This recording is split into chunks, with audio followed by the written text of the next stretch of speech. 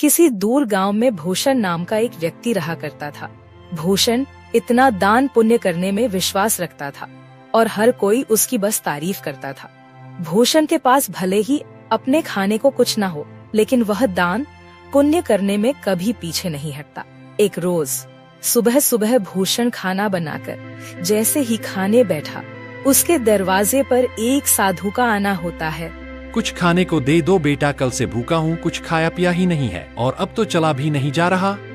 अरे साधु जी, आप अंदर आइए और मेरे साथ बैठ के खाना खा लीजिए। अरे इतने खाने से मेरा पेट नहीं भरने वाला। कोई बात नहीं, मैं आगे मांग कर खा लूंगा। तुम खाना खाने बैठे हो तो खा लो बेटा। अच्छा साधु जी, यह खाना आप ही खा लीजिए, मैं भूखा रह लूंगा क्योंकि रात में मैंने खाना खाया था। इतना कहकर भूषण अपनी थाली उस साधु जी की तरफ बढ़ा देता है। साधु जी भी खाना देखकर दोनों हाथों से जल्दी जल्दी खाने लगता है और खाना खाने के बाद साधु जी भूषण को ढेर सारा आशीर्वाद देते हुए कहते हैं, भगवान तुम्हें हमेशा खुश रखे बेटा। तुमने अपने हिस्से का खाना मुझे खिलाया है। आजकल ऐसे दानवीर लोग मिलते ही कहाँ हैं। तुम्हारा भला हो बेटा। इतना कहकर साधु जी वहाँ से चले जाते हैं, लेकिन भूषण को भी भूख लगी थी। अब वो रसोई में जाकर रसोई में रखे डब्बे को देखने लगता है, जिसमें अन्न का एक दाना भी नहीं था। चलो कोई काम देखता हूँ, कहीं से खाने पीने का बंदोबस्त तो हो जाएगा। बस उस बेचारे का पेट भर गया, मुझे बहुत सुकून मिल रहा है।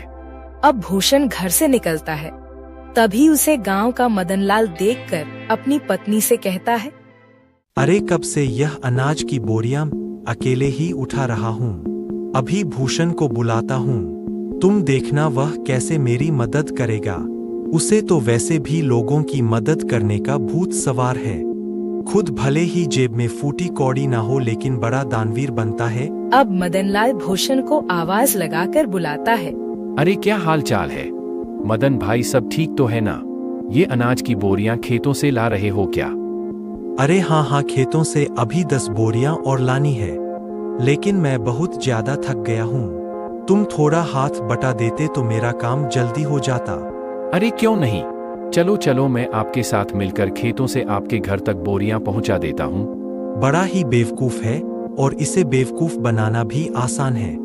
चलो, इसी बहाने मेरी मदद हो जाएगी और थोड़ा आराम भी मिल जाएगा। इतना कहकर मदनलाल भूषण से अब कई सारी बोरियां खेत से घर रखवाता है, लेकिन भूषण तो भूखा था। उसे भूख भी बहुत तेज लग रही थी। अब बोरियां रखने के बाद मदनलाल भूषण से कहता है, बहुत बहुत शुक्रिया भूषण भाई। अगर तुम ना होते ना तो मुझे यह बोरियां ढोते ढोते रात हो जाती। कई घंटे बोरियां ढोने के बाद भूषण थक जाता है और अब वह उधार लाला की दुकान से राशन लेकर खाना बनाकर खाता है। अगली सुबह उसके दरवाजे पर किसी के रोने की आवाज आ रही होती है। भूषण नींद में होता है और दरवाजा खोलता है तो देखता है उसका पड़ोसी बिरजू अपनी पत्नी को पीट रहा है। अरे अरे बिरजू, तुम अपनी पत्नी को इस तरह क्यों मार रहे हो? अरे क्यों न मारूं मेरी पत्नी, मेरी मर्जी। तू कौन होता बीच में बोलने वाला? देख बिरजू, ऐसे सुबह सुबह मारपीट करना सही बात नहीं है। पूरे गांव के लोग इकट्ठा होकर यह सब देख रहे हैं, यह अच्छा है क्या? अरे भूषण बेटा, तू भी किसे समझा रहा है?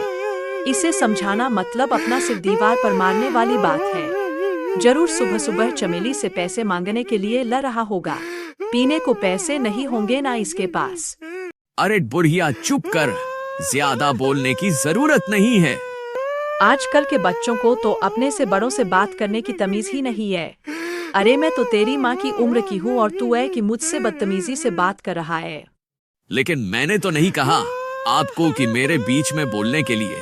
इतना कहकर बिरजू फिर से अपनी पत्नी चमेली को मारने लगता है, लेकिन भूषण से यह सब देखा नहीं जाता और वह बिरजू का हाथ पकड़ लेता है और उसे एक जोरदार तमाचा लगाता है। यह देखकर सारे गांव वाले ताली बजाने लगते हैं। बिल्कुल ठीक किया यार, इसी के लायक है। अरे अपनी पत्नी पर हाथ उठाता है और खुद को मर्द समझता है। गांव के ढेर सारे लोग ये तमाशा देख रहे होते हैं। उनमें से एक औरत भूषण से कहती है, आप सच में बहुत नेक दिल के हैं। हर किसी की मदद करते हैं, हर किसी का भला चाहते हैं। हम गांव वाले बस आपसे इतना चाहते हैं कि अगला हमारा सरपंच आप ही हो। अरे क्या बात कही है तूने? यह बात तो काफी समय से मैं दिल में दबाए बैठी थी। अरे हाँ हाँ बिल्कुल, भूषण भाई गांव का सरपंच बनेंगे तो गांव में विकास होगा, तरक्की होगी। उस सज्जन सिंह के पास तो गांव के लोग जाने से भी डरते हैं, और रही उसे कुछ कहने की बात तो कोई भी उसके सामने मुंह नहीं खोल पाता। भूषण हर किसी की हर तरह से मदद करता था, जिस वजह से गांव के लोग भूषण को अपना अगला सरपंच बनाने का फैसला करते हैं। अब सरपंच तक यह बात पहुंचती है। सरपंच तिलमिला उठता है। क्या भूषण की इतनी हिम्मत खाने को लाले पड़े हैं, लेकिन सरपंच बनने का सपना देख रहा है। इसे तो मैं छोड़ूंगा नहीं। अरे हाँ मालिक, और तो और गांव वाले कह रहे हैं कि चाहे कुछ भी हो जाए, सरपंच तो भूषण ही बनेगा। अब आपको ही कुछ करना होगा, वरना भूषण आपकी गद्दी लेकर ही मानेगा। सरपंच अब सोच में पड़ जाता है कि वह ऐसा क्या करे जिससे उसके रास्ते का कांटा भूषण हमेशा हमेशा के लिए इस गांव से चला जाए। अगले चुनाव में गांव के लोग भूषण को सरपंच बना देते हैं। अब ऐसे ही कई दिन बीत जाते हैं और जब राशन देने की बारी आती है तो सरपंच बड़े ही चालाकी के साथ राशन में मिलावट करवा देता है, जो भूषण को बिल्कुल पता नहीं चलता। अरे बेटा, तुझे सरपंच बनता हुआ देख बहुत खुशी हो रही है। अब कम से कम राशन तो समय पर और अच्छा मिलेगा। अरे हाँ हाँ, सब कुछ अच्छा ही होगा। आप लोगों ने इतना विश्वास करके मुझे इस गांव का कार्यभार संभालने का जिम्मा दिया है और इसे मैं अच्छे से निभा सकूं, बस यही दुआ करिएगा। हाँ, अब गांव में विकास और तरक्की आने से कोई नहीं रोक सकता। गांव में राशन बांटने के बाद सभी खुश थे कि उन्हें पहली बार पूरा राशन मिला है, वरना सरपंच सज्जन सिंह तो आधे से ज्यादा राशन काट लिया करता है। लोगों को राशन मिल चुका था, लेकिन अगले दिन पूरे गांव में शोर मच जाता है कि उनके नए सरपंच भूषण ने मिलावटी राशन दिया है। अब गांव वाले एक जगह इकट्ठा होकर भूषण से सवाल करते हैं। हमने तुम पर विश्वास करके तुम्हें गांव का सरपंच बनाया और तुमने हमारे साथ ही विश्वासघात किया भूषण। बेटा, मुझे तुझसे यह उम्मीद नहीं थी। अरे राशन में मिलावट करके क्या मिला तुम्हें? तुम तो गांव के लोगों का हमेशा से भला चाहते थे, तो भला फिर राशन में मिलावट क्यों किया? इतना मिलावट तो सरपंच जी भी नहीं करते थे। हमने तुम्हें सरपंच बनाकर गलत फैसला दे लिया है। बिल्कुल ठीक कह रही है कलावती काकी, अभी के अभी तुम इस गांव से निकल जाओ। तुम इस गांव में रहने के लायक ही नहीं हो। ये सारी बातें चल ही रही होती हैं कि तभी वहाँ सरपंच आ जाता है। अरे हाँ हाँ, इसे अभी के अभी गांव से निकाल दिया जाए। इस पर विश्वास करके तो हमने बहुत बड़ी गलती कर दी है। अब भूषण को गांव वाले गांव से निकाल देते हैं। सरपंच और उसका नौकर बहुत खुश थे, क्योंकि यह सब किया धरा तो उनका ही था। अब गांव से निकलने के बाद भूषण काफी दूर आ जाता है। वो थक कर एक पेड़ के नीचे बैठकर गांव वालों के बारे में सोचने लगता है। जिन गांव वालों का मैंने इतना साथ दिया, खुद से पहले उनके बारे में सोचा, आज उसी गांव ने मुझे निकाल दिया।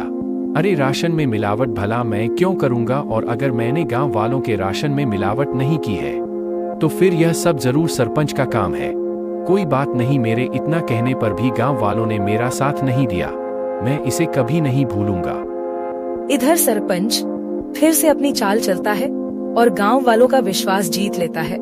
गांव वाले एक बार फिर सरपंच सज्जन सिंह को अपना सरपंच मानने के लिए मजबूर होते हैं, क्योंकि उन्हें भूषण भी धोखेबाज लगता है। ऐसे ही धीरे धीरे महीना बीत जाता है और भूषण का कहीं अता पता ही नहीं था। एक रोज सरपंच का नौकर जंगल के रास्ते घर आ रहा होता है। तभी वह दो आदमी को बातें करते हुए सुनता है, जो भूषण के बारे में बात कर रहे थे। अब वो नौकर घबराता हुआ घर पहुंचता है और सरपंच से कहता है, मालिक, मैंने दो लोगों को आपस में बातचीत करते हुए सुना है। वो दोनों भूषण के बारे में बात कर रहे थे। वो जंगल में जो झोपड़ी है ना, उसी में भूषण आत्महत्या कर लिया है, और यह करीब एक सप्ताह पहले की बात है। क्या इसका मतलब मेरे रास्ते का कांटा अब हमेशा हमेशा हमेशा के लिए मेरे रास्ते से हट गया है? चलो अच्छा है।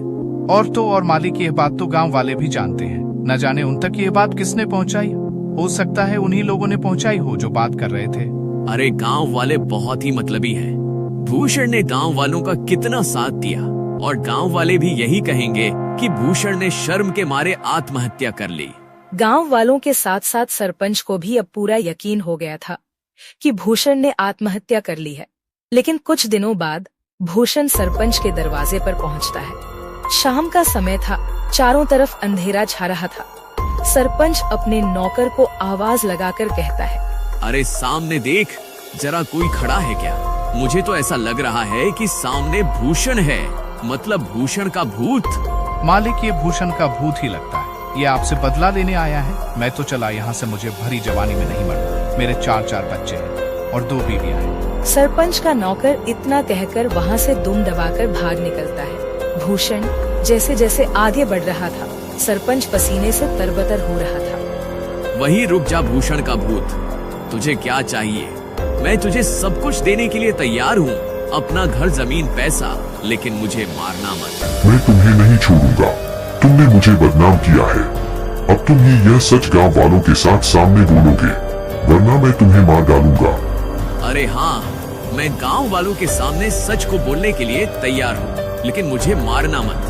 अब सरपंच रात के समय ही गांव वालों को इकट्ठा करके सबके सामने सच को बोलता है कि उस दिन राशन में मिलावट उसने और उसके नौकर ने की थी। आप लोग भले ही मुझे भूत समझ रहे हो, लेकिन मैंने अपने आत्महत्या की खबर झूठी फैलाई थी ताकि मैं चोर को पकड़ सकूं, और चोर आप सभी के सामने है। मैंने हमेशा लोगों का भला किया, तभी तो आप लोगों ने मुझे इतने सम्मान और प्यार के साथ दानवीर कहा। भाई, मुझसे गलती हो गई, मुझे माफ कर दो। मैं तुम्हारे आगे हाथ जोड़ता हूँ। अब उसी वक्त गांव वाली सरपंच को गांव से निकालकर सरपंच की जगह भूषण को गांव का सरपंच बनाते हैं और भूषण से माफी मांगते हैं कि वह सरपंच की बातों में आ गए थे और उन्होंने बिना सोचे समझे उसे गांव से निकाल दिया था।